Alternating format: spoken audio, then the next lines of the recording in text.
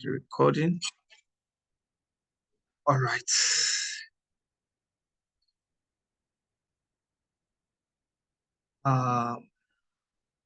This material that I'm going to share here, I shared it. It's part of the stuff I shared with us, right? And then I'm just going to use this to introduce us to what we have for today, into data analytics, right? And this is going to help us to navigate through the fundamentals of data analysis, to help us to understand the data analytics processes, right? We'll try to see some daily tasks of a data analyst, right? What does a data analyst do? So the truth is, everybody, one of the well-pronounced tech, courses out there, or tech skill out there at the moment is data analysis, data analysis, data analysis. Everybody keep talking about data analysis, we do go and learn data analysis. And the reason is simple. One, life generally, it's about data, right? And when we say data, we do not mean your MTN subscription, 10 megabyte, all of that, right? Those are not data.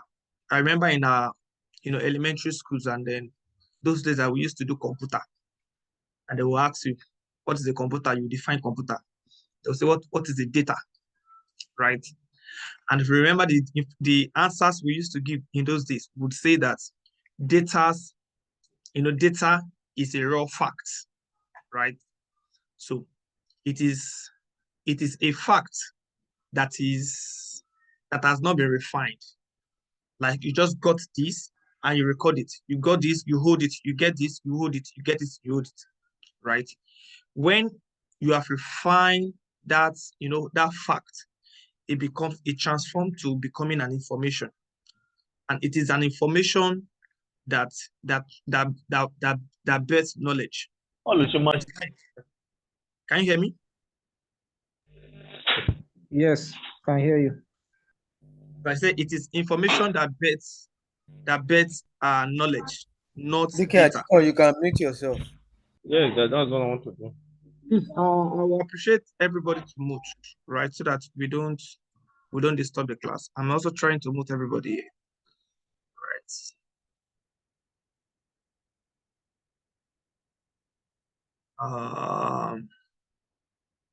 It's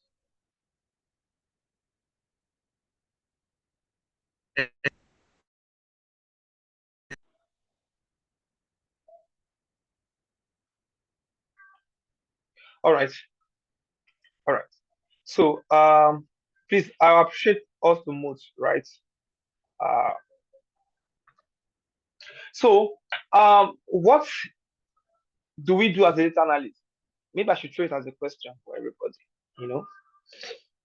But then this class, with this introductory class, we should be able to cover this objective. Let's define what data analysis is and its importance. Let's explain the data analytics processes, which is very important for these beginners. For this introductory class. I would also try to identify the different types of data analysis that we have, then understand the core task of a data analyst, right? Now that you are trying to prepare your way to becoming a data analyst, what are the things that will be expected of you to do, right? And finally, let's look at the tools, right, that are needed for data analysis, right? And then what is data analysis itself, right? Should I throw it open? Do anybody want to share something? I know we all want to become a data analyst, so to say, don't mind me, all right? But then, do anybody want to share something? What do we understand by the field or the skill data analysis? Anybody want to share? Please share, anybody.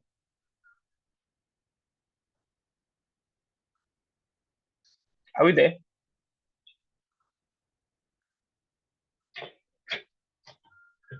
Can you hear me? Yes, we can hear you. Yes, we can hear you. Okay, So can I make an also attempt? to just share something. Yeah, I just want somebody to share something. Data analysis, how does it mean to us? Data. How, even if it is wrong, we've been hearing data analysis. How does it occur to us? Hello, can you hear me? Data. Yeah, I think to me, data analysis is just like you have said, getting a raw data, processing it, rearranging it, then to then get a particular information from it that can determine a direction, maybe in business or in career, or to be able to make some fine-tuned, informed decision. That Yes, is sir. the end of that. That is the summary of what I understand about data analytics. Let me share this story, right? A man got into the supermarket, right, sometimes, and then the supermarkets, ShopRite, Just Right, they are one important industry that harness data a lot, right? Because people, comes in every now and then, from the morning when they're open to the end, you will discover that retail stores and then supermarket are always filled up with people trying to buy. Their online platform is always, getting busy. That's why e-commerce website is one of the most tasking websites that a designer can always, would always build, right? Because of the traffic that comes in and there. And this man got into the supermarket. He has a reality card. If you know what a reality card means, right? A particular card that they give to them, that when you present it, it shows them that you're a regular customer, right? And then if you're entitled to maybe some discounts, of course, your customer ID on that reality card, we make you liable for it, right? And then this man came to the supermarket and he bought some stuff, and then one of the staff, one of the management, a member of the management team came to meet the man, and he greets him that happy preparation in advance, right? The man is just buying, with the loyalty card, and then just trying to buy. And then he was concerned. The person went and came to greet him again, something that looks like he's expecting a baby. That, oh, congratulations for, you've been expecting. And he called the person and said, why are you greeting me in this manner? I'm not expecting a baby. And he said, one of the, what we understand from our data is that you soon, I mean, in some months, maybe in some 7 months time, you should have your baby. And then our data shows, and then the man said, no, I have nothing to do with giving birth. You can see my age, right?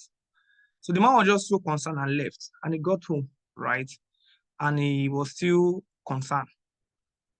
Still, he's still thinking about, somebody, attending to him at the mall, at the grocery store, right? And he called the children, a son, a daughter, and then no, sorry. So in that mall, they made him understand that so if he is not the one who is expecting, then he has a daughter who is expecting a baby. It's only that the time is still very, very ahead. You understand? But he's expecting a baby. And they mentioned the name of the daughter. Anyway, so he got home and they called the children and called the daughter and said this and this and this and this and this. And the lady, out of fear, confirmed that news. Now, the man was so concerned that how come it, how be it that he who is staying with his daughter do not have the information that he has a daughter who is pregnant already, maybe about 2-3 weeks and 2 months pregnant or thereabouts, right? So he's concerned that he's been staying with his daughter and he know nothing about. So how be it that it is a supermarket where, a grocery store that has nothing to do with them, that gained the information that, released the news to him that he has a daughter who is expecting a child. What do you think is the reason? Is anybody thinking true?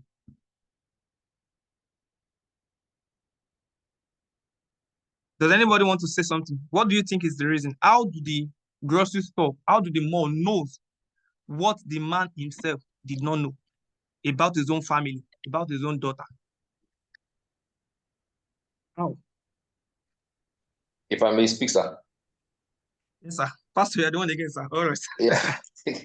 I think some of us have that loyalty card that every time you buy, they record, they get your phone number and probably record what you are buying. At the moment, what you are buying is consistent. Let's say I have a baby now, I'm buying baby food very every now and then, and they keep recording it. So before I mean, as time goes on, they keep recording and then give you a discount. It happened very well in Spa.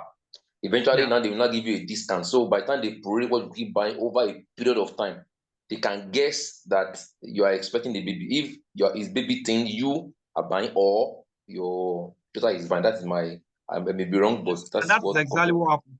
Thank you, sir. That's exactly what happened, right? The loyalty card is designed per customer, right? So the man would not have a separate loyalty card from the daughter. So the house uses one loyalty card and they have a common customer ID, right? So anybody who comes to buy without loyalty card is recorded under that customer ID. We're still going to talk about this kind of ID, as we move, not today, not next class, but then along this class, we'll talk about maybe when we get to SQL or when we get to discuss about database appropriately, we'll talk about them, right? So now, this ID, each time anybody comes to buy with that loyalty card, the information of what was bought is recorded under that loyalty card. And it's so simple because these people are loyal customers. When they come to the mall, they already know them because they buy in, high amount, big amounts, right? And the attendant is just trying to be nice to them, but then the information, is tracked from the last purchase, right? It's tracked from the last purchase. So the man is just concerned that how did they know? It's simple. Every purchase that they do with that loyalty card, whether online, whether offline, is recorded under their own name in the database. So there is a database, right? There is a database. So it's simple. Every now and then, we keep on generating data. Everything we do, we've been on Facebook. I have been on Facebook since 2008, if I can still remember, right? And then I have posted a lot on Facebook. Everybody keep posting a lot on Facebook. Now, the shocking or the good thing is this. If I return to Facebook and say, Facebook, get me what I posted the first day that I use Facebook, do you know that Facebook will get it for me? Wow, it's a virtual class. Even remind you at times.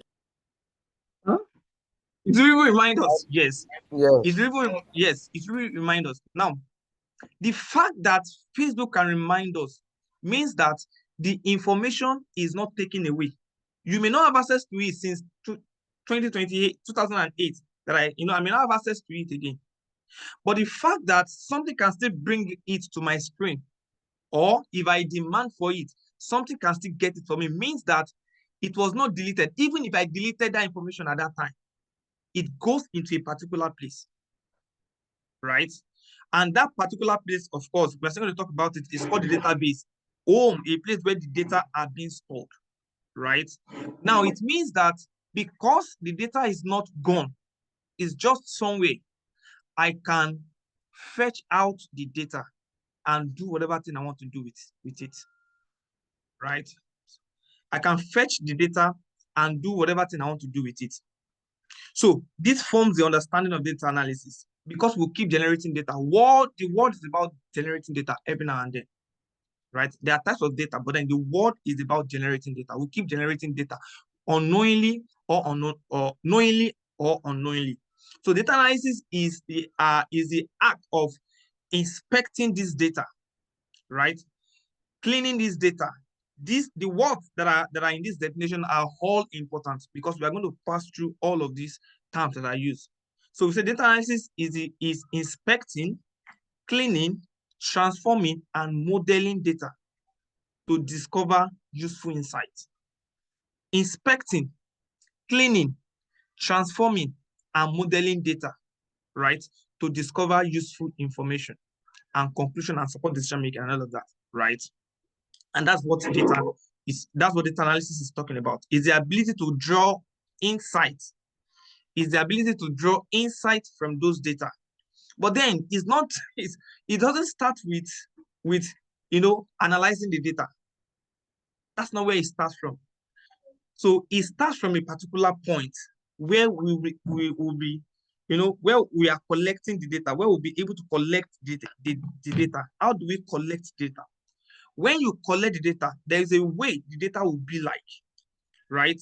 There is a way the data should be prepared before we'll be able to analyze that data, right? So it makes this, these terms in this definition, be important. Inspecting it, cleaning it, transforming it, and modeling it, right? Even though transforming and cleaning are similar terms anyway. So generally, by definition, would say that data analysis is inspecting, cleaning, transforming, and modeling data to discover useful insight and conclusion. Of course, the idea is to make decision with it. No, nothing else. The idea is purely to make decision with it. And it looks so simple that we are, getting the data and we're going to be making information with that data. But the truth is, if as a data analyst, right, you've been brought into a system as a data analyst and to have access to the data and advise the organization with that data. What it means is that a data analysis is not expected to assume.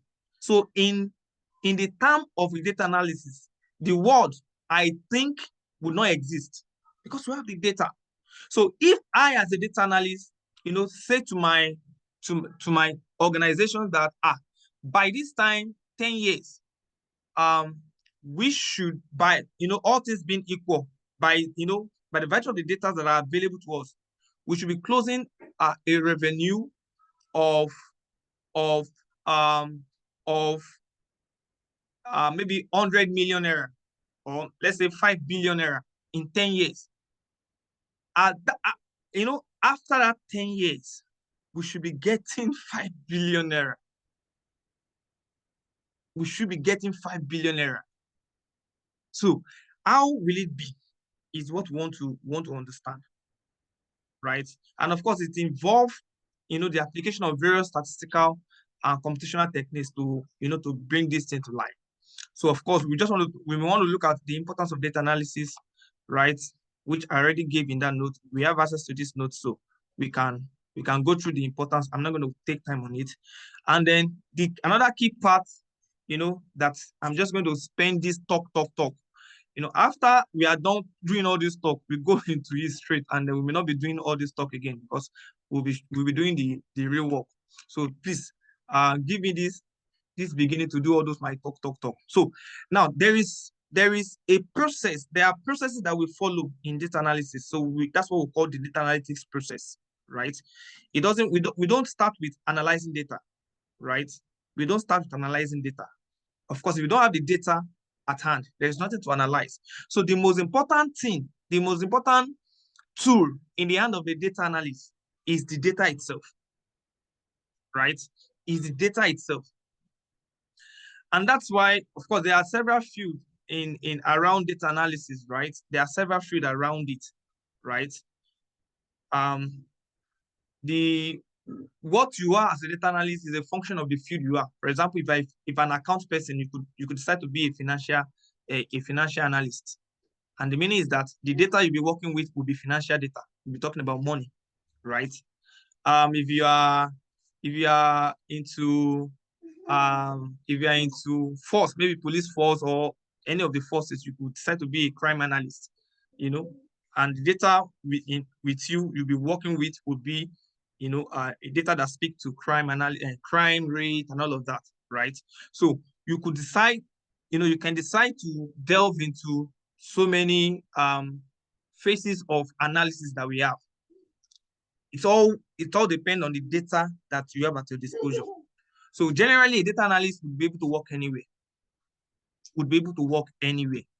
Right? And that's the beauty of it, because data will continually be generated. And that's why this particular field is not a field that can easily go into extinction. Maybe after a while you say, okay, there's no data analysis again. No, I don't think it will ever happen, right? Even it's possible that we don't have teacher again, as important as teacher is, or we don't have physical classes again. It's still possible later in the future. But one thing I think is not going to be possible is to do away with data analysis, right? Because everything, every phase of life, every activities, every skill we are acquiring these days, it's all relying on data. Data science, robotic engineering, automation, all rely on data. So data analytics process are just 5. So everything we're going to do throughout this class that I've been saying is going to take time and all of that, they are divided into 5 processes. And the first one is the data collection itself. And this is the act of getting data. Please, let's move. If you are just coming into the class, please, let's move so that we don't disturb the class, except we throw a question and somebody needs to respond. All right. So the first process of, being a data analyst or doing the activities of a doing data analysis is to get the data, right? Even though this is very important, it is not what we would be taking our time on, because in the actual sense, these days, nobody go out to get data manually again. It doesn't happen again, right? It's in the olden days that you will discover that we need to solve this problem, and we need to get this kind of data to solve it. Then we begin to design questionnaire, and we take questionnaire out to begin to administer questionnaire. Those things do not really work these days, right? I mean, these are getting data, right?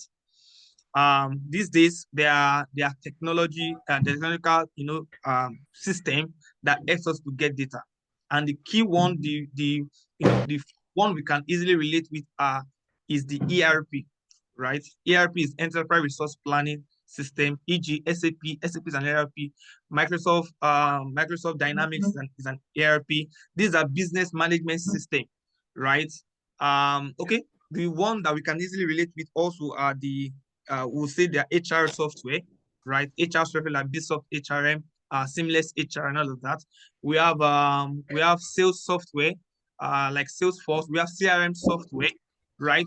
These are software that when for example, in the case of a sales software, you have sales representative out there that are doing the sales, right? As soon as they sell, they keep the information. They keep the information, what they sell, the product they sell, right? Who they sell to, the area they sell to, all of them. And as they keep doing this, the information are being kept into the system. And from the system is going to a particular database that has been designed for it, and they are stored there. So the salesperson can be in Kaduna doing his sales, and I in Lagos, where the head office is, is having access to that data, and I'm already working with the data immediately, right? So those are ways by which we collect data, right? And there's several ways by which we collect data, right? Another quick one that we can easily relate with is when we needed to get the biometric information of a member of our church, right? And we quickly, design a questionnaire, but this time around it's not a paper questionnaire, right? It's still a questionnaire, right? And then we design some kind of questions, put it in a link, and share the link across to everybody, right? We are collecting the data, right? And then as you fill the link, there is a particular place, location where those informations are going in there, and we can now go to those points and extract the information out. That is data collection, right? So data collection is very important, but then it is not what we actually dwell on tonight, because once you have a system that collects data, and that's all. But the second process in data analysis, the second data analysis process is as important as the whole activities of data analysis, and that is data cleaning, right? Usually, over the years, data analysts has believed that the most important part of data analysis is the data cleaning. And the reason is simple. Where we are going to is to analyze data. That's where we are going to. But if the data is not fit for analysis, you cannot take it to the particular tools that will do the analysis, right? There are tools that does analysis purely. So if the data is not prepared, is not designed in a particular form, you cannot analyze that data. So even though data analysis is the actual act, the preceding activity to analyzing data is to ensure that the data is fit for analysis. So the process of making the data being fit for analysis is what we mean by data cleaning. So we're going to clean that data, right? And there are so many things associated with clean data, right? We explore so many of them, in the course of the class. So many things that is associated with clean data. So many things, right? We need to understand the data type, right? Is the data supposed to be a string or a numeric? Is it an integer? Is it an whole number? Is it a float? So all of those things will be explored, right? We need to know, are there missing data? We need to know so many things that we're going to explore. So data cleaning is the second data analysis process and is always taken as the most important part of data analysis. So when data, in many cases, when data are collected into a particular database, right?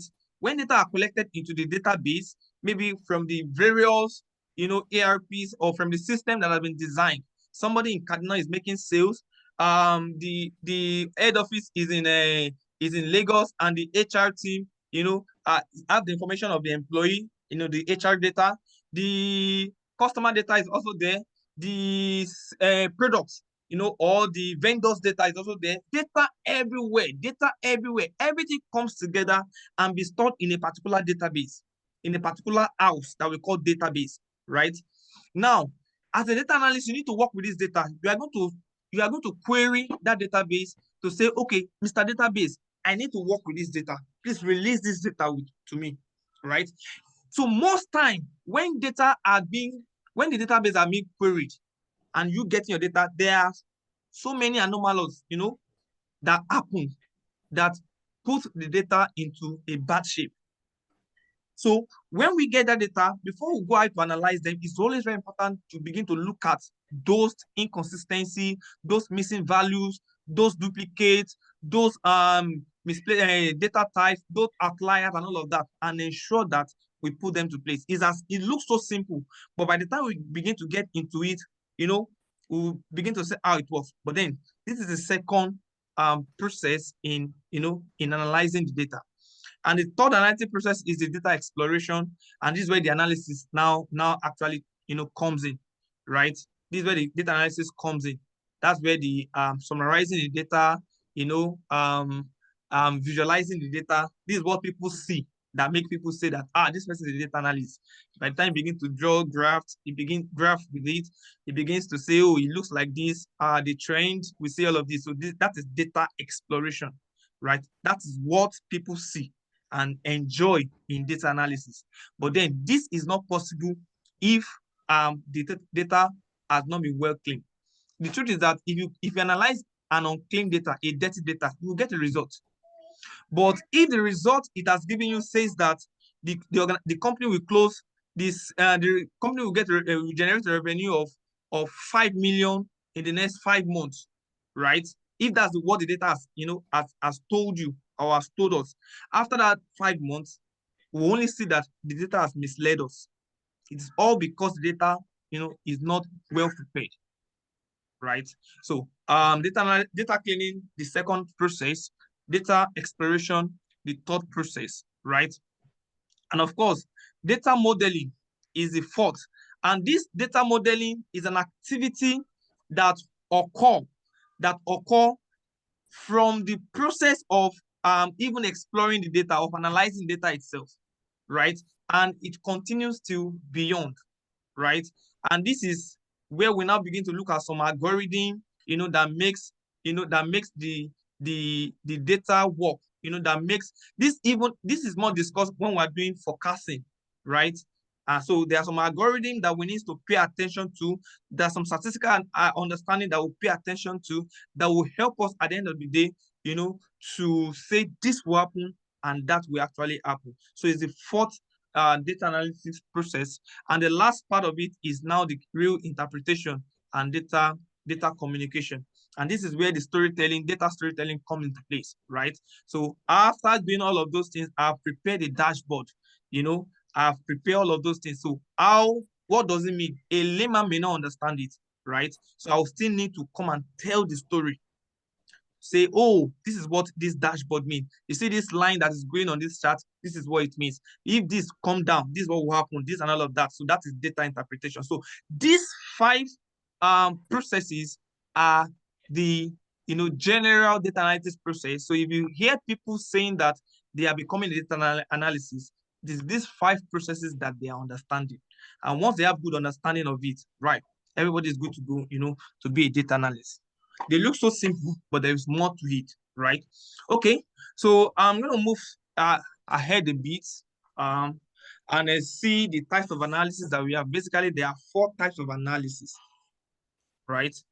There are 4 types of analysis, and then a way to understand them is to understand them by this, okay? The first one is descriptive analysis, right? Descriptive analysis. So you want to analyze a data to describe what has happened, right? You want to analyze the data to describe what has happened.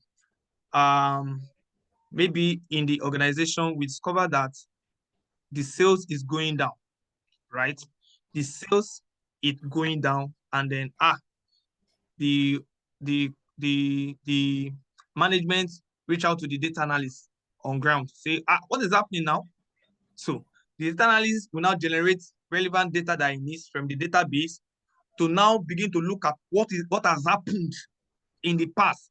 It is because on this day, this team did not do this, and at the end of the day, they have a target of this, but they got this at the end of the day, right? And we had this, we closed this number of revenue for this month, for a particular month. Let's say we are in December, and they realize that this is what we closed in January from this department. And the team in Zamfara, when they had this, they were doing well, but at a particular point, something happened, and they began to decline, and all of this.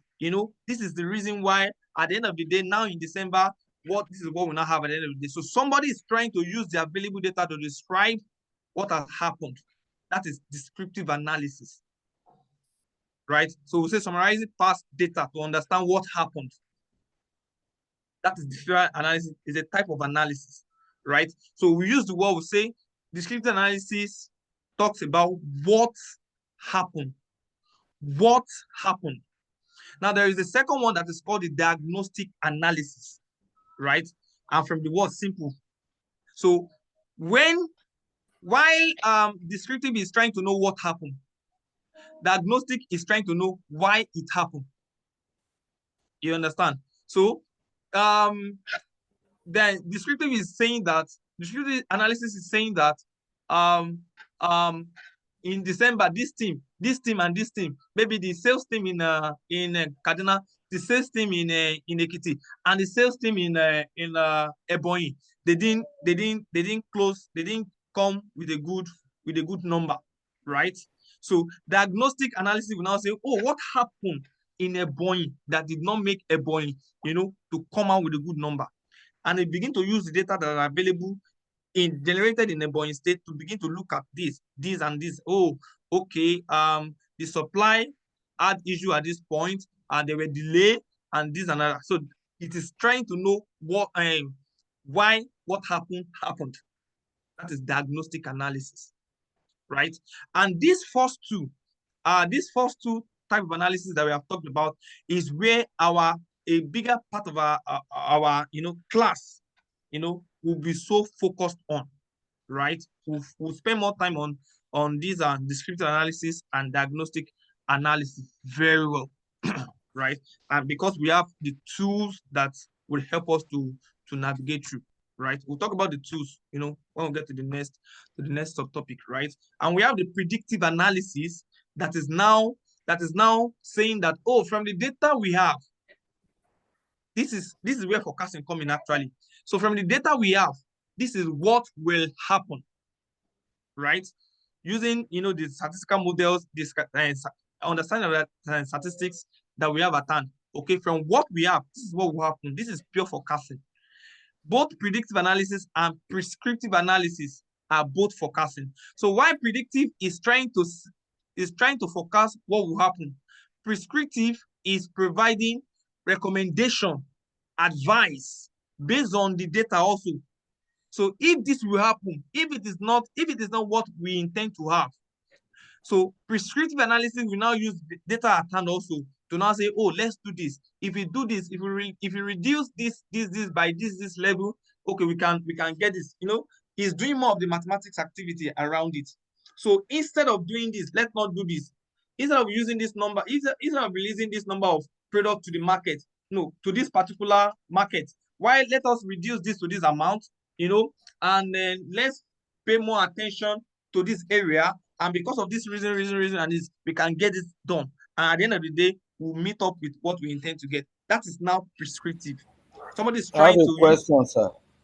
Yes, sir. All right, sir.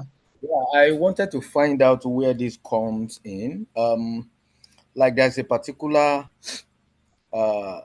data that Yes, sir. I analyze, and you form a trend with it. Let's say during rainy season, Yeah. between April and May every year, you have Yes. a peak. You have high in Yes. receive signal level. It reduces over those months. Then in October also it reduces. You form a trend every Yeah. year so that you can use it to now predict that this year by so month there's going to be a hike also, so that we Yeah. can now know how to prepare against it so that it won't affect the network adversely. I want to believe that's also predictive, right? That's prescriptive. Thank you. That's prescriptive. Now, one important thing about this, or the 3 and 4, the predictive and prescriptive, is that you cannot separate it from the first two, because for you to now be able to recommend appropriately, it means that you would have actually done good work. Okay, God, somebody is raising that. I'll call your attention, please. You can now, before you to be able to recommend appropriately, then you've done some diagnostic analysis and descriptive analysis, so you know what happened. You have a good understanding of what happened, still using the available data, and you have investigated. You know what happened, and you have investigated why what happened.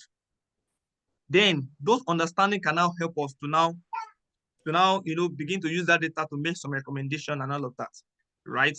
And it's also in this prescriptive analysis that, in the case of a sales, don't mind me, I've been using, I'll most likely use sales in a lot, because I work with a sales team a lot, right? So in the case of a sales, this is an area where the sales manager will now say, so let's see, because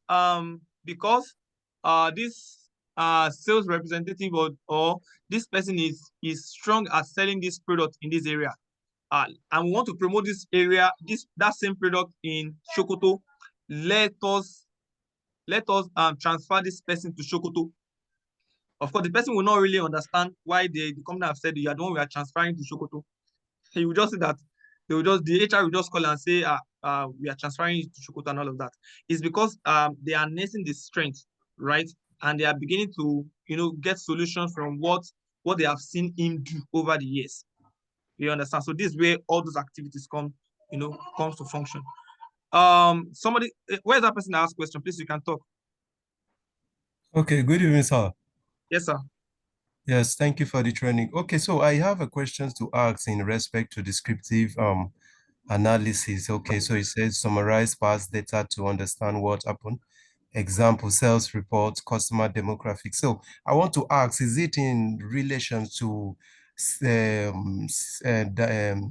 dynamic CRM, that is customer relationship management, dynamic CRM, Yes. where you store customers' informations, like for institution where they mostly deal with customers' interactions, Yes. things customers will have to always come back to, for them to get to, spool out the information that customer, okay, for example, like in a banking institution, mostly when customers reach out to bank with a complaint, usually information of that customer or customer's complaint is being stored on dynamic CRM. So I want to find out if this descriptive analysis, Yes. based on So this, using the CRM, right? The dynamic CRM is this customer relation management software from Microsoft Dynamics, right? okay, I'm familiar with that particular product, right? Now, any CRM software itself, its number one function is to collect data, and that's the first data analytics process. So they are using that particular CRM to now know, okay, how many customers do we have? You understand? Or what are the customers that we have? When you come as a customer and you ask question, you come to register, they put it on the system, and the CRM save it and transfer that information to the database, right? That's what the CRM does. Now, because the CRM is doing all of that, it means that the CRM itself is now having understanding of what is happening in terms of that, customer inflow, right? So in that same understanding, you can what the CRM is doing, what the software is now doing is still what we classify under this descriptive. Because at the end of the day, you can go back to the system and say, oh, how many customers do we have? You understand? So it's already summarizing the data for you. So you can say how many customers did we have at this particular time within 4th of February 2025 and 24th of February 2025. Within that 20 days, how many customers did we have? What is the location? What is their location? They moved to a chunk of that customer and in what area? You understand? So what I'm saying is that the software itself, the key function is to generate the data. But from the data that you have generated on that same system, you can begin to use it. It can be used to do some, petty descriptive analysis. So it still falls under descriptive analysis. okay, thank you, sir, for the clarification. I appreciate it. Thank you, sir. All right. So these are the 4 types of data analysis. Now these last two. The last two, predictive analysis and prescriptive analysis, they are what I would call the big name in data analysis, right? The big name in data analysis. Like if for example, now one of the trending things these days is to say that if you go to China, this very common guy that is trending on the social media, that just returned from China, very dark man, posted some stuff and say, in China, there are no waiters who attended to us. A machine, a robot just knocked on the door, just come and do the delivery and all of that. I'm sure we are already familiar with those information, those news that robots are now doing this and all that, right? Now, the activity that occur there is pure machine learning, right? Machine now have the access to learn some activities and master it, right? For example, now, if human being is to do that, right? It means that the human being will be taught what to do. Per time. Please, a minute.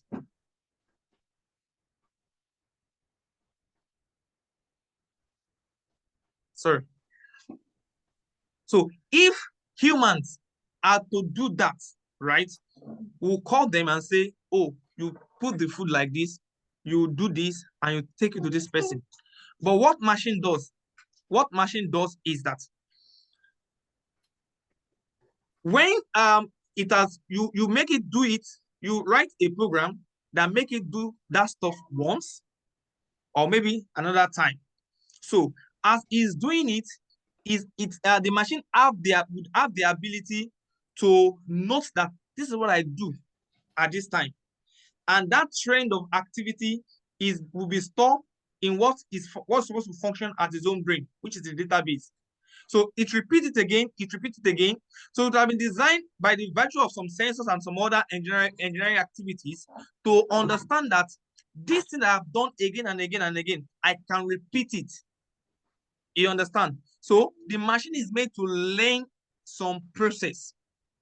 And when it's learning it in the first learning phase, the cycle of what is done is going to be saved in his own database. So you will now be given the access to be able to refer back to the database to pick what he just did and repeat it. And that's how, it becomes, gradually becomes better on doing it. So everything still boils down to what the machine is able to say, what the machine is able to store in its own database, which is going to be operating at its own brain at that particular time. So the predictive analysis and the prescriptive analysis, they are the big part of the data analysis that will now transform into, understanding robotic engineering, understanding automations, or understanding every other thing, maybe later, right?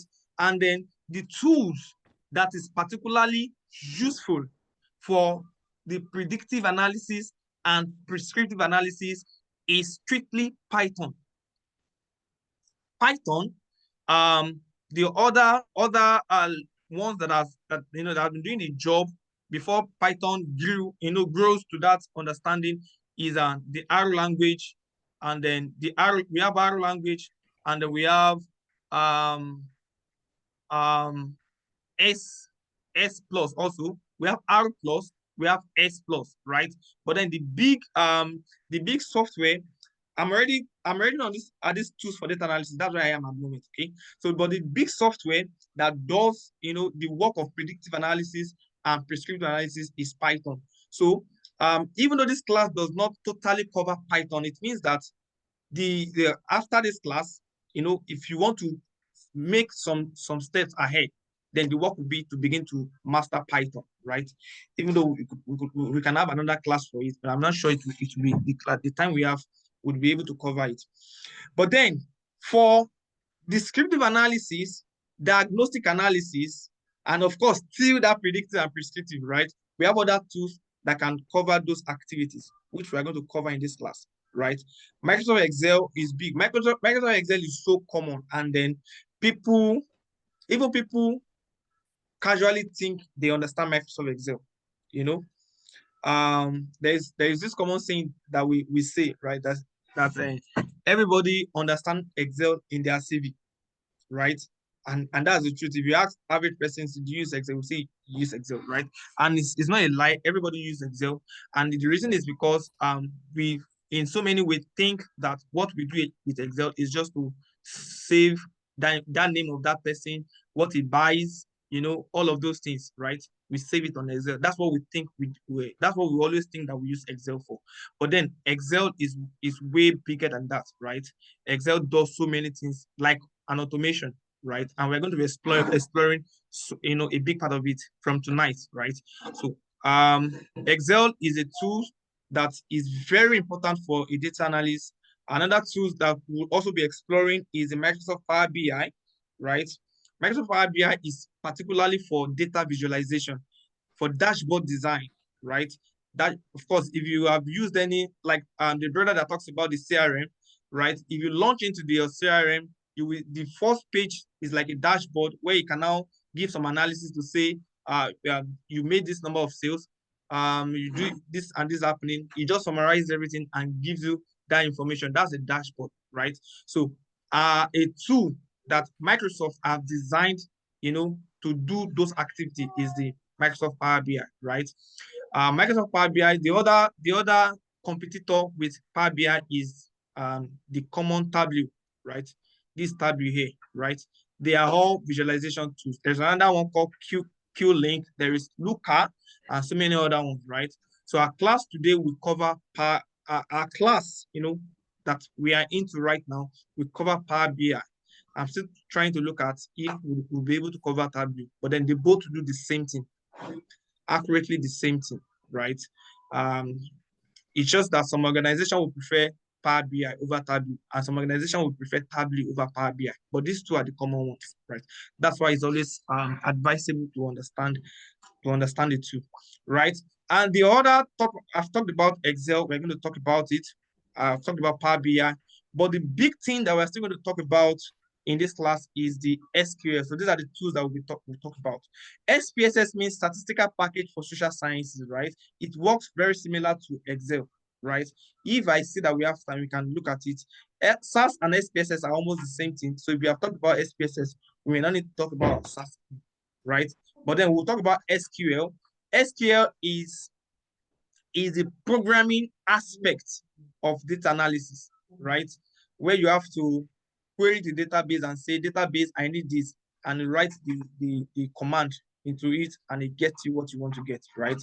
It's quite more than what I just said, but then by the time we get to the class, we'll look at it, right? So these are the tools that we use for data analysis and that we're going to explore in this class. Majorly, Microsoft Excel, Power BI, and then SQL. SQL means structured queried language. Structured queried language. So three of them, we'll surely explore them. And if we look at our time, we'll try to explore other things. And of course, so as a data analyst, what are the things that will be your task, right? The big thing is to analyze data. That's the big thing. After you have collected data, we need to make decision with it. They run through a data analysis and say, how did this happen, right? And we're going to see how that works. But then there are some other small things that looks like daily activity. You know, to analyze data usually used to be maybe seasonal, like quarterly. We want to run an appraisal for staffs. You know, we have to, you know, analyze some of the data, employee data that you have gathered over time. You want to look at the quarterly performance of your sales team, and then we need to quickly look at the sales, what they are doing in all locations. You know, those things used to be maybe quarterly. So people run quarterly appraisals, biannually appraisals, annual appraisal, and all of that. But then what you most likely be doing every day is somebody to just call you to say that somebody, let's take for example a case of this retail business, right? I mean, supermarket, grocery store, and all of that. And they say, somebody is coming to return a product that he bought. Let's say we'll get some product from Jumia. Yes, that's fast. So we get some product from Jumia, and it doesn't meet the specification, and you want to return it, right? And you quickly call on Jumia, or you take it to the Jumia store, and then they want to confirm that you actually bought this thing. Maybe you bought them 7 days ago. You know, Jumia has 7 days allowances to when you can return the goods, right? So you are returning it on the 7th day. Of course, they will take it, but then within the day they took the product out of the store, and that next 7 days, because of the traffic that Jumia pull, people keep, you know, many other things would have gone out. You know, they will have liaised with more people. People have taken products to many other places. But then your own, they need to confirm. When you take it to the store, they need to confirm immediately that your name under your an ID that have been generated for you actually bought this product. When did you make the order and all of that? And they need to get that information, you know. So how do they get that information? So they will quickly run to a data analyst and say, query the database, you know, and make sure we get this. And then once it can be found on the database, it means that you didn't come and lie, right? So these are the activities that a data analyst will always be doing per day. And also, if there are chunks of data that are not, there is an office of somebody who call the database administrator, who is always ensuring that the data are being aligned in the database. They are well prepared in the database, right? This database administrator will always be working with a data analyst to ensure that data are well prepared in the database, well cleaned, so that you don't begin to do some rush work when you are called for any analysis, right? So these are the activities of a data analyst, right? These are the daily activities of a data analyst, you know, to keep building the report and dashboard. Of course, those are the ones I say it comes at a specific time, you know, collaborating with the teams to perform some important tasks, you know, but majorly getting to the database to retrieve information when it is needed. And this is key on This is key on understanding the SQL, the structured query language. However, we are going straight into the Excel, which is the first tools that we need to understand. So all of these things that I've just said can also be done on Excel, right? That you need to get some information about all of this. You may not be able to query the database, but you can still do it on the Excel. But then how does it happen? So this is the little introduction to data analysis, and this is how our journey is going to look like in the next 2 months. I mean, I just pray the 2 months is enough, right? And of course, I seem to be the one doing the talking for today, but then I can assure you that after today, everybody will be working together, right? So data analysts work in every industry. Yes, every industry: business, healthcare, finance, agriculture. Recently I had some engagement with some agriculture with some major farm in Nigeria, and there's one they call Soilless Farm. It's somewhere in Ogun State, and a very massive farm. You know, on is it over 1,000 hectares of land? You can see how big it is, right? And they are keen on doing so many things manually, and we begin to see how we can make Excel common Excel as it is. You know, people are not even using Excel in the farm, right? And I don't know how people are storing data if not on Excel. Okay, or if they're not using all this system. So data analysts will always work anyway. And like I said, the field you are will determine what kind of analyst you are. You know, are you a financial analyst? Are you a business analyst? Are you all of that? So, but then to talk about careers in data analysis, I don't want to take our time. We have less than an hour more. To talk about careers in data analysis, right? There are just 3 major careers in data analysis that these people they are creating name is just under one of the careers. But there are 3 major careers in data analysis. There is database administrator or data engineer. These two works together. There's database administrator or data engineer. There is a key data analyst itself, right? And there is a data scientist, right? So data analyst and data scientist are not the same thing. Data science is the step ahead of data analysis, right? Data science are the ones that does the prediction, that does more of the predictive analysis, the predictive, where is it? That does more of the predictive, sorry, where am I? Oh.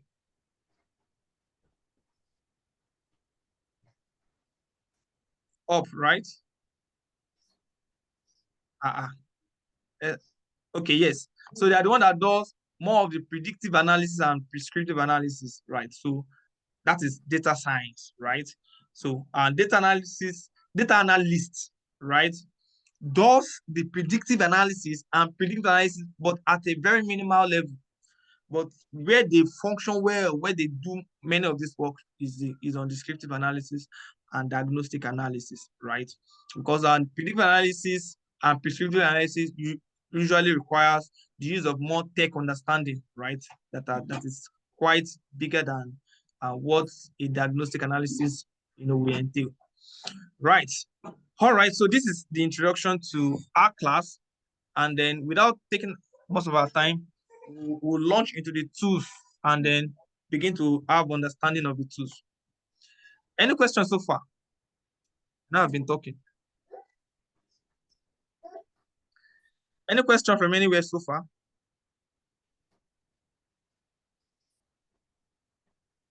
Please, good evening, Administrator. You said Yes, there are 3 types of data analysis we have. You mentioned data science, database administrator, and what other? Okay, I said there are 3. There are 3 core fields, right? Core field. Yes, there are 3 core fields or careers in data, around data analysis, right? And the first one is data engineer or database administrator, right? Now, these are the people that work on how the data will be positioned in the database. The chunk of their work is to manage database. Do you understand? Is to know when data are coming from everywhere they are coming from this software and this software and this software and this software, and it's to be taken into the database. This is how the data should go. This should go before this. This should align before this. This should be connected with this. How they will be connected. By the time you want, there are so many data there. Once a single organization will have and some HR data or employee data that speak to the employee, right? Now, the sales department also will generate sales data, right? Some other department will generate another kind of data. In every area of the organization, data are being generated anywhere. The procurement team will also be generating data around what was bought, the vendor that will bring on board, when we started, when we registered the vendor and all of that. So data keeps flying every now and then. So it is the work of a database administrator or a data engineer to begin to align the data into the database to say that, oh, this and this should not mix together. This and this particular data should be a string. We'll talk about those other terms later, right? This data should be in decimal form. This data should be an integer. This data should be a text. You understand? And it will design the column to take only text. So it will design the database to say that, okay, this data cannot take more than 50 texts. This data cannot. So those are the activities of a database engineer or database administrator. So the work of a data analyst is just to get the data and analyze, nothing more. You understand? It's just to get the data and analyze. However, it is not possible. These days, people have multiple skills, right? So it's almost not possible for you to be a data analyst and not understand some activities of a database administrator, right? So you should understand that. So you should also be able to work with the database, right? Work around the database, do one or two things, follow the process, of data collection. It's always called, there's ETL or an ELT. ETL means export, transform, and load, right? By the time we get to those parts, we'll talk about them, right? And there's ELT, almost the same thing, right? So a database administrator will understand all of those things, the processes involved and all of that. And of course, data analysts will also understand it to some extent. But those are the key activities of a database administrator or a database or a database engineer or data engineer, right? Then the data analyst is the second field, right? The second career path around data analysis, right? Who is now the person who works with the data, gets the data, make decision with them, and advise, tell a story of how things can be at a later time. You understand it? And we have the third part, which is now data science, right? Data science does more of prediction, build an API, right? Integrate that data, at hand into another system entirely to make it do another thing, or begin to look for an engineer, a normal engineer who can fabricate a body, with iron and metals to look like a robot, and find somebody who understands automation to build one or two sensors, into that robot, and begins to, makes that data begin to liaise with the structure that are built. You can see that this is going more into engineering and all of that, right? Into robotics and all of that. So it's quite more than how I'm saying it. It brings other things into place. That's why Python is the key. Python is quite big. Python is the only programming language that can do almost everything. Python is used to build app. Python is used to build websites. Python, will do everything that Java and JavaScript will do. Python will do what CSS will do, and even what HTML to some extent anyway will do. You understand? And Python will still be used in database administration, right? For data analysis, Python can do so many things. You understand? So a data science or a data scientist will understand Python to a very good extent, right? So those are the key field around data analysis, right? But then what is common is data analyst. Somebody will say I'm a business analyst. That term business analyst, in the real sense, the way it is used here in Nigeria, is just somebody that somebody in the organization that starts business process, right? Somebody who will go to meet the customer and take information about the expectation of the customer, and then, tell a customer what the product at hand can do. The customer will say, no, that's not what I want. This is what I want. We take all the specification and bring it to the team. And the team will now sit on it, right? And say, okay, let's do this. Let's do this. What can we write? What other program can we write to support what the expectation of the customer and all of that? So that's what Nigeria call business analysts, right? You can see that it has not many things to do with actually dealing with data and all of that, right? But then if you still want to bring it to data analysis, maybe we can still find a way, because data analysts work with data. That's the key thing. If there's no data, a data analyst cannot work. If you're a financial analyst, if there are no financial data, you may not be able to work. Even though other understanding of finance will now be needed, tax and all of that. That is what will now make you, stand out in that financial analysis activity that you need to do. You understand? So, any other question? Do I answer the question? Yes, you did. Thank you. All right, thank you, sir. So let's go now. Now, this is the first tool that a data analyst needs to understand. And it looks so simple, right? And it's actually very simple anyway, right? This is the first tool that we need to understand. That's common, the general Microsoft Excel, right? And then if I ask everybody now that do we use Microsoft Excel, I won't be surprised to see that everybody uses Microsoft Excel, right? Because it's actually what everybody should know how to should be familiar with. I always say that if you are a graduate and you finish the university without knowing some of these tools, it means you may not be job ready, and that's the truth. So one of the things that we always want to do is that while we are wrapping up our programs, maybe in the 200, 300, 400 year, for the fourth year, level, we would have, tried to take some of these computer, desktop publishing, and all of this that will get us familiar with some of these tools, because that's what we use out there, right? Everybody, there is a survey carried out and sometimes ago, and the survey found that in every organization that exists today, every organization have at least one person that uses Excel. Every organization have at least one person that understands Excel. So which means that there is an 100% need for Microsoft Excel. Now, why people mostly just use Excel to just record data, right? One of the big things that people are not really familiar, do not really use Excel to do, is that Excel is also used as a database, right? I have casually explained database to say that it is a storehouse for data. That's a quick language that we can use for it, right? Even though we're still going to talk about it more, right? It's a storehouse for data. So you can also use Excel as a storehouse for data. All the data that we've been collecting, even in the church, right? They are saved they are on a particular Excel, Excel sheet, right? So Excel is a very good, database. Can be useful as a database, right? So you can have so many information on it. You can have so many information. You'll be surprised later, before the end of this class, to see the number of information the number of data that can be stored on Excel. You'll be surprised to see that it's actually very big, right? So beyond just typing on it, just keeping this information on it, the Excel is used as the database, right? It's just that it has limits. There's a limit that it gets to. Imagine Facebook using Excel as a database, right? I've been using Facebook since 2008, and Facebook once said that we have over 1 billion people that use Facebook. Imagine we have over 1 billion that have been using Facebook, and then we have time. It's been storing the time I've been on Facebook per day.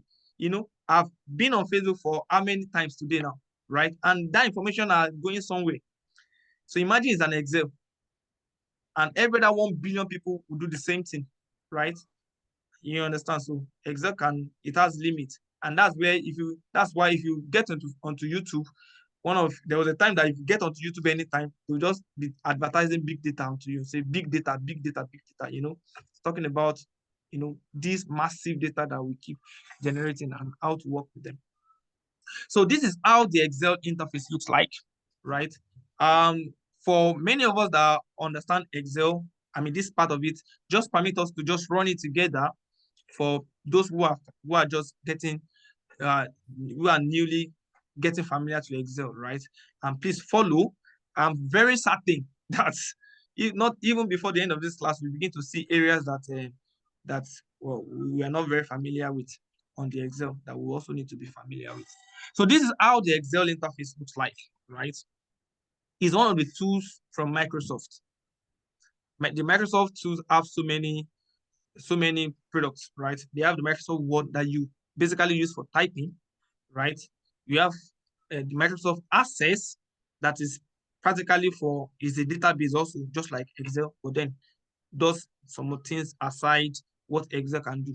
We have the Microsoft PowerPoint that is basically for presentation and all of that, right? And here is Microsoft Excel, right? Microsoft Excel is used to perform so many operations like do some basic statistical analysis, mathematical, understanding and all of that. So this is the Microsoft Excel, right? Please, is there anyone who does not have Excel on the system? Is there anyone who does not have Excel on the system? Yes, sir. Somebody raise hand.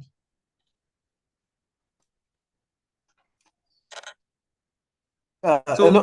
I wanted to find out what page, this page, is it moving at all? Yes, I'm on the Excel Okay. page. Is that where we are? Oh, okay. Okay. Thank you. Sorry, I wanted to I confirm. shared out of the document that I shared with us, you will see the one that has Advanced Excel Masterclass. Please let's launch into it. Advanced Excel Masterclass. Please let's launch into it. We'll spend more time on this because there are so many things to explore on it, right? So that's where we'll spend this class, next class, some other class. We'll spend more time on this thing. So let's quickly use the next 30 minutes to introduce ourselves to Excel and do one or two things with the Excel, right? This is the Microsoft Excel, right? And the Microsoft Excel is divided. You can see from this my screen, we have this area that has green color, right? That part of the Excel that has green color is called the title bar, and that's where the title of this Excel workbook that I've opened, that's where it is, right? You can see the title bar, and immediately after the title, this is the title bar here. That's where you have is on it that you have this diskette, right? That's supposed to mean save, right? And the major work is to have the title of the Excel. You can say Advanced Excel Masterclass. That's what we name this. That's what we name this spreadsheet, right? And that's why you're seeing the title there. So that bar is for title.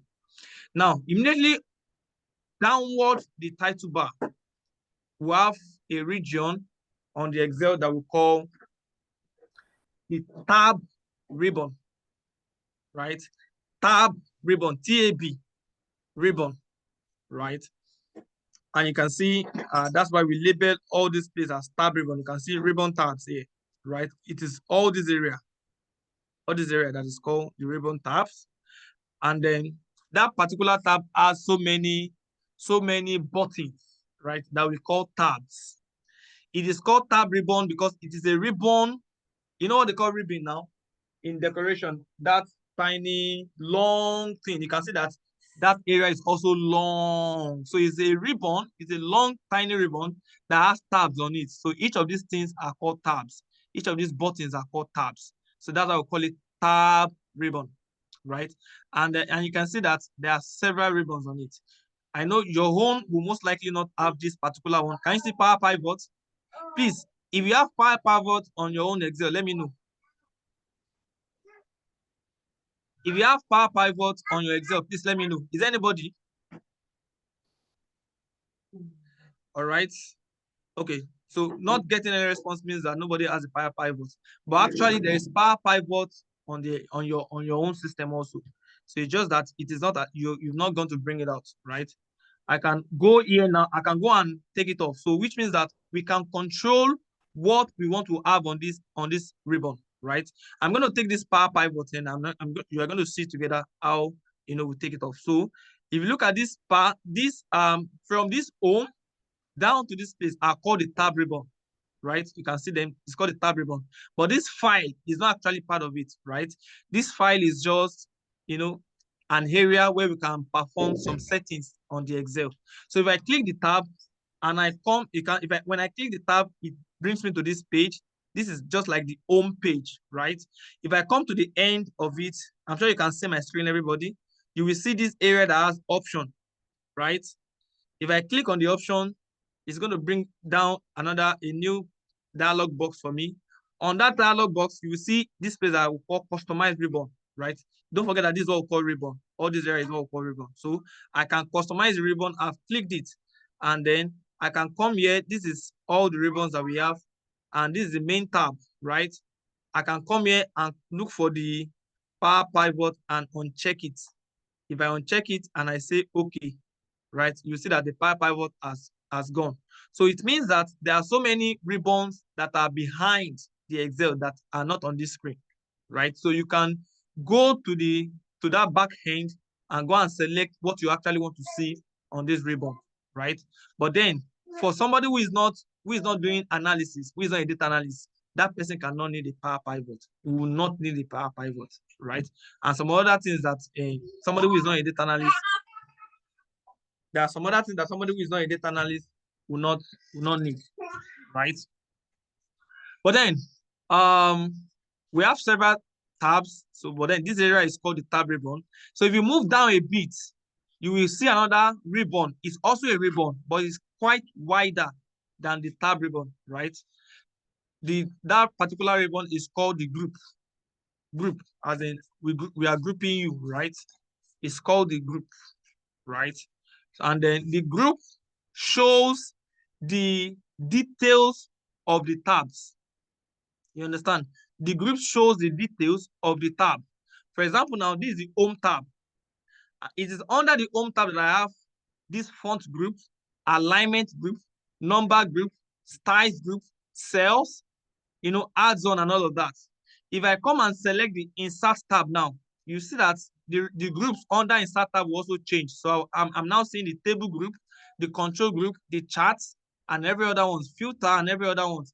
If I come here and come and pick the data group, data tab, I will have some other groups that belongs to data. So the groups ribbon is an area that shows the details of each of the tabs ribbon.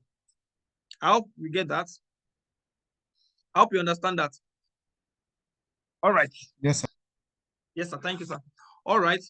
Now, let's move ahead a bit. I've actually labeled it for us in that material that is sent to us. So you can see this is the ribbon tab.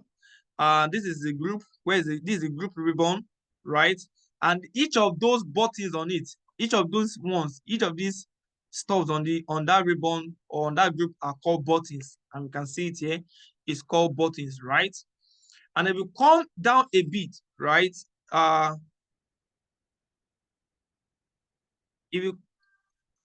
Something is drawing lines here, okay? So if you come down a bit, we'll see this area that we'll call the formula bar. We'll obviously see what the formula bar will do, as we move on with the class. This is the formula bar, and anything you write on this cell, will be shown on that formula bar, right? And that's where, don't forget that we said that Excel can do so many things. You can do some mathematical and statistical, stuff on it. And anything you are doing on it is going to be represented on this formula bar, right? So this long bar is called the formula bar, right? And then we have this other one beside it where the names is called the name box. And it's going to show you the names of each cell, right? Each of these boxes that you have on Excel is called, each of them is called cell, cell, cell, cell, cell. So apparently you can see that we have so many cells in one Excel, in Excel generally, right? And because there are so many of them, each data that you are keeping in Excel, right, is being kept on each of the cells, right? So it means that the cells become very important to know things about when it comes to Excel, right? So, and because of that importance on the cells, it means that we need to name that cells. So each cell has a name. So the name of that cell, like I'm on this cell now, the name is what is written on this name box. So this area is called the name box. So you can see this particular cell is called cell Q9. That's why it's showing Q9. The one that is there is called cell A11. The one that is there is called cell 67, right? That is how the cell is named. But then those are the names of the cells, and that is what we would always have on that name box. But then the question is, how do we know, how are the cells named, right? Generally, you see, if you are launching into Excel, you can see from this screen that Excel comes like a table. right? You see the cells, so you see something, you see something arranged from up to down, and you can see some other arrangement from left to right, left to right, left to right. By the time we get to database to SQL, I'm going to, talk about database that can also, make us reflect back to this, arrangement that we have here.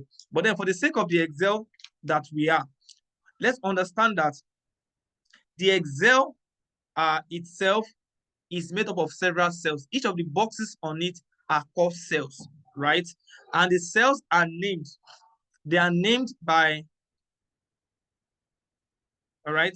The cells are named by taking note of the the vertical allocation and the vertical location of that cell and the horizontal location of that cell. Are you there? Up to down is called vertical.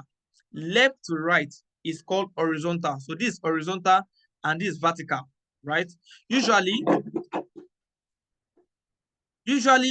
the vertical arrangement of the Excel is called columns, right?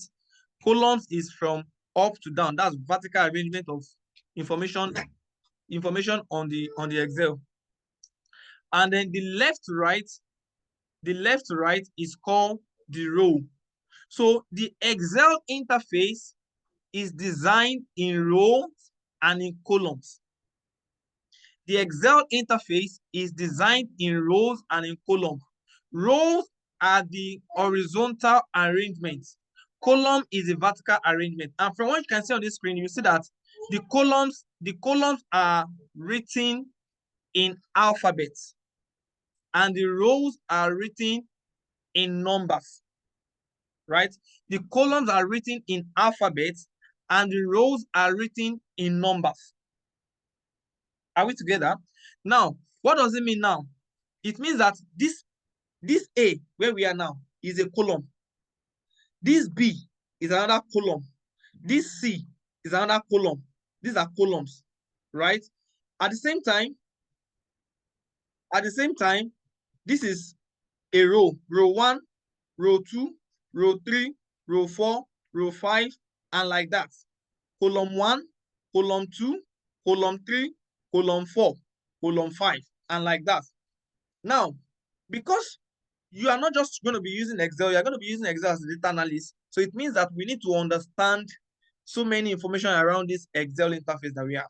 So the first question that we'll probably have asked ourselves, if you have been using Excel before, or you've not asked yourself, but you should ask yourself, is that how many columns do we have in Excel? Well, let's start with row. How many rows do we have in Excel? Do anybody knows? Have you ever gone to the end of this stuff? You can see it's still going. 40 something, 70 something, this 100 and all of that. How many rows do we have in Excel? Anybody knows? We have not been able to reach the ending. No. All right. Now, okay. I'm going to take us to the end. Look at my own screen. This is the end of it. Control Shift. What I have is 923, I think. 923. That is not even close. Now, this is the end of it. Can we see? Can we see my screen? Yes, sir. Yes. Yes, sir. So we have 1,048,576 rows in Excel. 1,048,576 rows in Excel. Right? You may want to note it. I'm coming to this number for a reason. Right? Now let's return up. So you may be asking, how did I get how did I get down? One of the things that you also be familiar with when you use Excel is to understand some shortcuts, right? So there is a shortcut that I can use to go down and up. So you on your screen,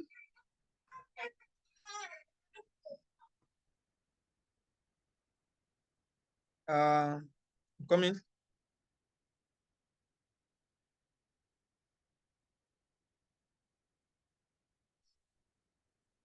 All right.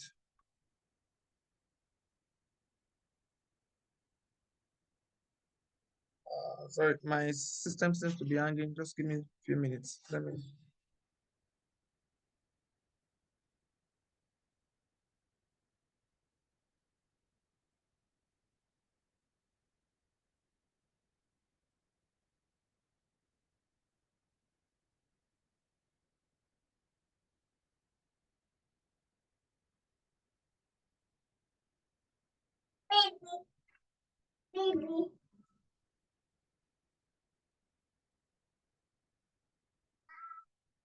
Please, I'm still with you. All right.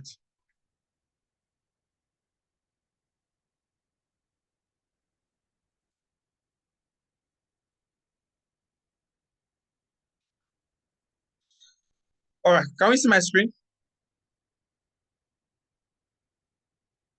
Okay. So how did I get down? There is a shortcut. If you on your system select, if you select the first cell, like I'm selecting this A1, if you select it and press Control downward arrow, it will go to the end of it, right? Control, you can see arrow keys on your keyboard, right? If you press downward Control downward arrow, it will take you to the end of it. And if you do the otherwise, Control up arrow, it will return you to the beginning. So I did that, and it brings me to the end. So that's how I see that the end row is 1,048,576, right? And to see the columns also, if I do Control forward arrow, it's going to take me to the end. And you can see that because the columns are written in alphabet, we do not actually know the number, but we can see there that the last alphabet is XFD, right? XFD. The meaning is that we have exhausted A, B, C until we get to Z. And after Z, it will start, this is Z. It will return to go and start AA, AB, AC, onto AZ. It will come out to pick BA, BC, B onto BZ. It will come out to pick CA, C, you understand? After exhausting the 2-digit alphabet, it will now come out to come and start AAA, AAB. You understand? That's a very big number. So in the end, the total columns that a single Excel spreadsheet would have is 16,000. I can't really recall it. It's 16,000 plus. Let me quickly confirm that. Look, 16,078. If I'm still correct. Let me quickly confirm that. You know, you can always check Google to confirm that as fast as possible.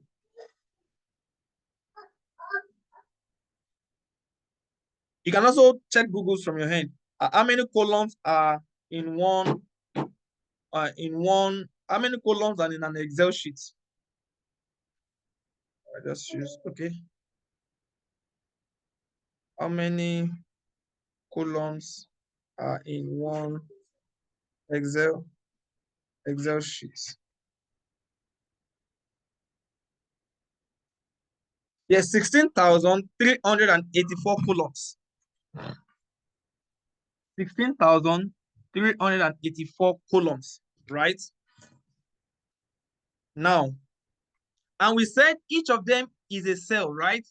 Each of them makes a cell. So if I now want to ask us now, how many cells are in one Excel spreadsheet? Don't forget that we have 1,048,576 row, 6,384 columns, right? So how many cells do we now have in Excel? Obviously, that would then be 16,384.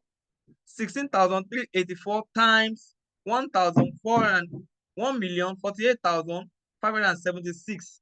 You know, it will give us something around 17 billion and thereabouts, right?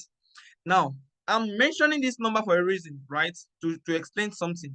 So it means that one Excel sheet has the ability to save over 17 billion data. One Excel sheet has the ability to save over 17 billion data.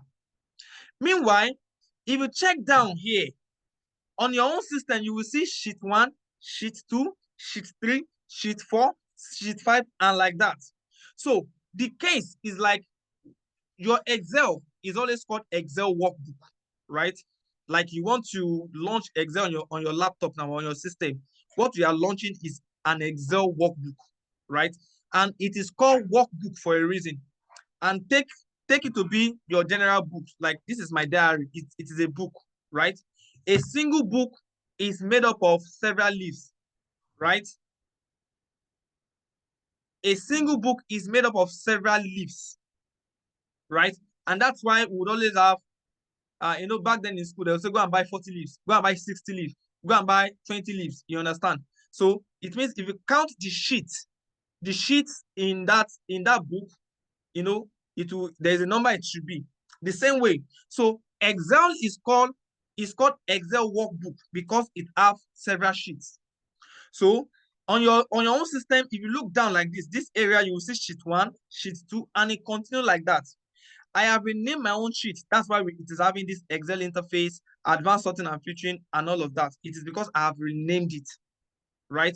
But basically, on your own, it will be given as sheets. So the question is now, we have seen how many rows in Excel has. We've seen how many columns at the same time, right? And we can now use that to now know how many cells are on one sheet. But the question is, how many sheets do we have in one Excel workbook? This stuff that I have here, this one sheet, if I click on this is another sheet where I have this other data. There's another sheet here where I have this other data. There's another sheet. So how many are the sheets? How many sheets do we have in one Excel workbook? Right? It's simple. There are 255 sheets in one Excel workbook. No, you may want to put it down in your jotter. There are 255 sheets in one Excel workbook. Now, let me return to my Excel interface, right? We have 255 sheets, just like we have 40 leaves in one exercise book. We can have 60 leaves in one exercise book. So we have 255 leaves in this Excel workbook, but we call it sheets, right? Now, we have said that, and we have seen that each sheet, right, has the ability to save over 17 billion data. There's no plural for data. Data is data, okay? Each sheet has the ability to save over 17 billion data. Now, there are 255 sheets in one Excel workbook. So it means that if you leave this 17 billion plus and get to another worksheet, this also can take 17 billion data. This also can take over 17 billion data. Now, this can now give you some understanding of the number of information that you can store on your Excel if you are to use Excel as the database. You understand? So Excel can also be used as a database. It has the ability to store, several amount of data, several number of data. It's actually fine. That's why we have Excel, right? It can store information as many as possible. But the truth remains that it has limitation, right? The fact that we can calculate it means that there are limitations. So what if we now have information that surpasses the 17 billion, around 8 billion, and in so many spread across the 255 sheets? So it means that Excel will be limited. And this is where the idea of having databases, that's where the idea now come into place, right? That's why we now have other kind of database where the SQL is now a database. We have the Azure database. We have several servers that now where we can now save information, right? So it's very interesting to now know that unlike how Excel has limitation, all this SQL, all these other databases do not have limitation. So it keeps storing data as many as possible. But then if you are purchasing them, you can now purchase, just like in bandwidth, you can purchase something that can take a data size of 10 megabytes or 10 gig, all of that. So you can purchase them in gig. They'll cut, they'll cut for you to set, to release. When it gets to the number of size you've purchased, it will stop. It will not take it again. But those databases has no limitation in the right sense. But then we'll still get to discuss about database, right? But then we are just talking around Excel. So I've only shown us these numbers to make us understand, how much Excel can also store, information. I hope we are clear with this Excel interface. Any question? Any question? Nobody's talking again, no. I hope I'm not the only one on call. We are still here, sir. Yeah. All right, sir. Yeah, see here. All right, thank you. But I've not been able to see your video working, sir. I don't know if from my end. We are taking time to assimilate all the studies. All right. So all right. What I have done, let me break down into summary, because we'll end the class for tonight. We'll end it here because of the time, right? So I'm going to do a short recap. What we have done so far is number one, to introduce us into this environment called data analysis, right? Then introduce does a bit of introduction to data analysis, talk about what data analysis means, what it does, right? The types of analysis, importantly, the data analytics process, right? And I said there are 5 of them, right? And it starts with the first process, which is to get the data. And I talked around how the data you can get the data, right? And I said, of course, there are several ways these days by which we get data.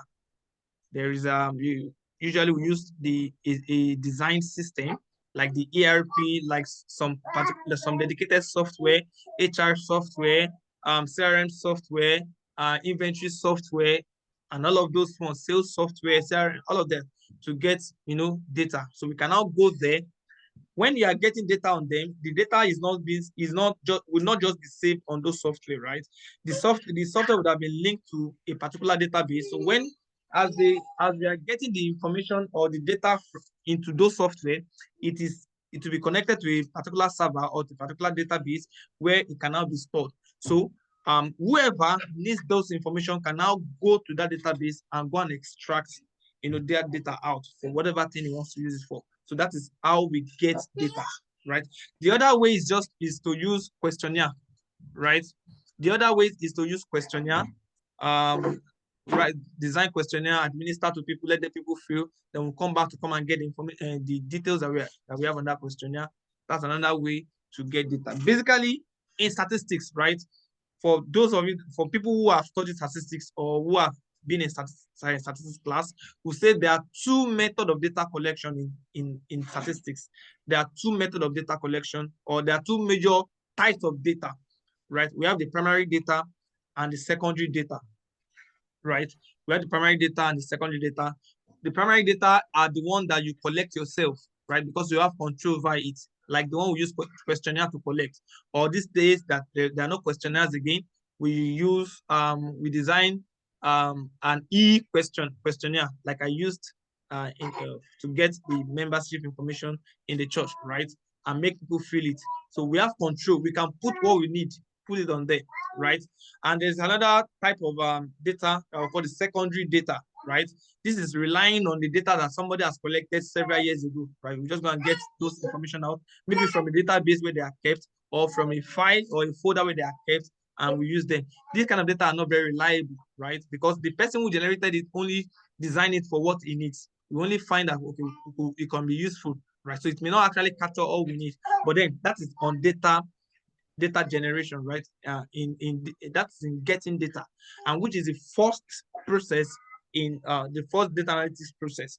And the second one I said is also taken as the most important part of data analysis, and that is data cleaning. So when you get the data, the chunk of the work is to now clean it, is to make it fit for analysis. So cleaning the data and making the data fit for analysis is all we call data cleaning, right? That's the second data analytics process. And the third is data exploration. That's where the analysis come in, where we begin to analyze data, begin to draw dashboard with them, with the data, and begin to summarize it, and make useful, begin to bring out useful stuff that we need from it. And we'll talk about the first process, data modeling, and the fifth process, data interpretation. And that's where we begin to tell the story about the data we have generated and all of that. So these are the 5 data analytics processes: data, get data or data collection, data cleaning, data exploration, data modeling, and data interpretation. I also talk about the type of analysis. There are 4 types of analysis: descriptive analysis, diagnostic analysis, predictive analysis, and prescriptive analysis. I also mentioned the tools, right? There are several tools that I mentioned. I mentioned SPSS, I mentioned SAS, I mentioned Tableau, I mentioned Power BI, I mentioned all of that. But then I said that this class is refined around 3 of them. Microsoft Excel, which we have started, just the interface, right? Microsoft Excel, Power BI, and then an SQL, right? I said Power BI is majorly to design dashboard, right? To have visuals of our data, to represent our data into visuals. When you hear visuals in data analysis, we are talking about charts. That's what we call generally charts. You use bar charts, use bar charts, use histogram, and is it histogram? Use line charts, use area charts, use sales funnels, all of that. They are charts, right? In data analysis, we prefer to call them visuals because that's what our eyes can see, right? Data, people cannot really see data. Forget that we are using Excel. It looks like we are seeing the data, right? The big thing is not to talk about Excel, it's to talk about the database. And the data in the database, nobody can see them. It's just going there. Nobody sees. By the time they are being collected, database is an imaginary something. Nobody sees the database, right? But then it can now make it go worse. These days, a database can be stored. A database can be either on premise or on the cloud, right? On premise means that in the organization we have one room that they will call server room, right? And the data will be stored in that place, right? And then there's another one on the cloud that the data are saved on the cloud, right? These days, on-premise servers are going into extinction because if you are using on-premise, it means that you are limited, right? If you need to get information, if somebody in Anambra needs to get that data, the person cannot get it because it needs to first come to the head office where the server room is to come and pick the data from there, right? So that's why on-premise are now going into extinction because everything are now going tech, everything are now going virtual. Organizations do not really come to the office to work again. People work from home. So it now makes sense that we begin to discuss cloud, cloud server, cloud server and all of that, right? So server database can now be on the cloud, right? And people can now have access to them, right? So these are the summary of what we have discussed so far. I'm talking about the tools and then the Python, SQL, and then Excel that we basically talk about. However, there are some other ones, right? And so these are the things that we have discussed so far. And we started also to introduce ourselves to the Excel, right? And I said this is where we'll spend more of the time, right, in Excel. We'll spend more time on this area, right? And I hope that as we stay with it, we'll be able to bring something out of it. Right, this is the end of the class for today. I'll be available to answer questions within the next few minutes. Thank you very much, sir. Thank you, sir. Thank you so much. That was very interesting. There are a lot of things we have been doing that we didn't even know all those terms behind them. So I'm trying to, really appreciate what I've been doing for like 3 years now. So Thank you. God bless you. Thank you, sir. All right. I know that many of us may not really have questions now because we are just starting into it. What we basically do today is to introduce with those terms, and we will most likely not return to that introduction part. That's why I gave the notes so you can read it from there. And some of the things that were said there, we'll use it continually. So from this point now, when we meet on Sunday, we'll actually be doing something. Like, and we are done with this interface. All of them are all introduction. So by the time we get to the next sheet, right, which is, we have some sample data here that we can now begin to work with, right? We now begin to see how to sort filter. For example, now I talked about when somebody buys from Jumia, he wants to return, and they want to, yes, sir. Someone, okay, I thought somebody is raising that. Okay. Yes, So yes, sir. yeah, I wanted to find out, are we, I know there is this macros on the Macros. Excel that we can Yes. use to just write a little, do a little automation sort of. Are we going to get into all that? Yes. In the Okay, so we'll get there. Actually, I'm trying to, because of the time, it's one of the things I'm considering cutting off. But now that you ask, maybe we'll get there, right? I'm just trying to see what we can do so that the time can be enough, right? And I've thought that maybe we'll take that macro, we'll take it away. But then, as it is now, maybe we'll speak to it, even though we'll speak to it actually. But then, I usually keep we usually keep those parts for people who are doing basically Excel. So we'll have more time to talk about more things. But as it is now, we'll talk about it towards the end of the class. Yes, sir. Yes, sir. Any other question? So in the end of no question, we can. Hello. Yes, sir. Hello, sir. Please, yes, sir. the record, the record we'll stuff, share it. the link, We recorded so the class. that we can go through the lecture again tomorrow or something before the next lecture. Yes, Thank we'll you. share it. We'll share it before the break tomorrow. All right, thank you. Then another thing, are we going to be doing the other course at the same time, or we do that one tomorrow? The social media content or something. So that's another group. The people in that group, they will advise us find about it their own time. Okay, yes, okay. they will Thank you. find their own time. This is our own. Thank you. This is our own Okay, thank you. Thank you. We appreciate you. Thank you, sir. All right. Any other questions? So in the hands of no question, we'll call it a day today and start from the second sheet on Sunday. Thank you very much. Good night. Thank you very much, sir. Thank you very much, sir. God bless you and good night. Thank you, Thanks sir. a lot. We celebrate you. Help us greet your wife and your child. Yes, sir. Good night, everyone. God bless you all. Good night, Thank you, sir. sir. Pastor, Good sir. night. Thank you, sir. Yes, sir. Good night, sir.